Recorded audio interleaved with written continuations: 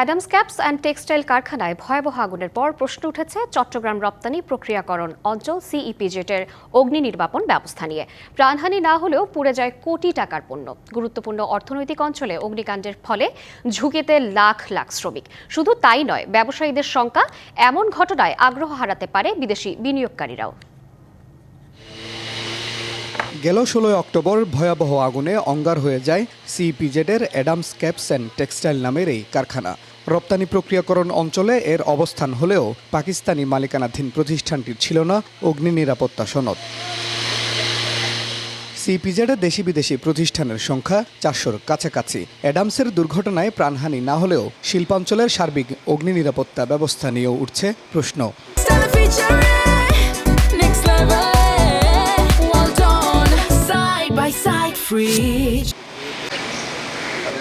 অধিকাংশ ভবন কমপ্লায়েন্স ভবনে রূপান্তর না করায় ঝুঁকি বাড়ছে। এর প্রভাব পড়তে পারে বিদেশি বিনিয়োগেও। ফায়ার সার্ভিসে কোনো সেফটি আনা থাকে তাহলে এখানে বাইরের বায়াররা এখানে কাজ দেবে না। সেফটি নেই, নিরাপত্তা নেই।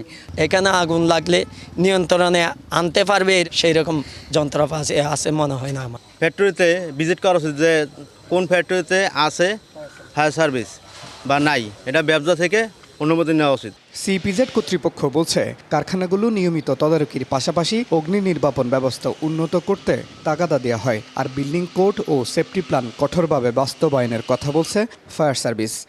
আমাদের ফ্যাক্টরিগুলো রান করানোর আগে অবশ্যই ফায়ার সার্টিফিকেট ম্যান্ডেটরি।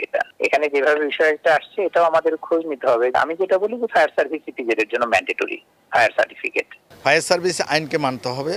আপনি যদি লাইসেন্স করতে হয় তা আপনাকে সেফটি প্ল্যান এনশিওর করতে হবে। অনেক সময় বিভিন্ন কনসালটেন্ট ফার্ম তারা তাদের মতো করে এরা জমা দেয়। জমা দেওয়ার পরে আমাদের আইন অনুযায়ী এগুলো বাস্তবায়ন করা হয় না, বিধায় তারা অনুমোদন পায় না। দেশের প্রথম রপ্তানি প্রক্রিয়াকরণ অঞ্চলটি প্রতিষ্ঠিত হয় 1983 সালে। দেশি বিদেশি প্রতিষ্ঠানে কাজ করেন কয়েক লাখ শ্রমিক। Mujibul Haque, DBC news, Chittagong.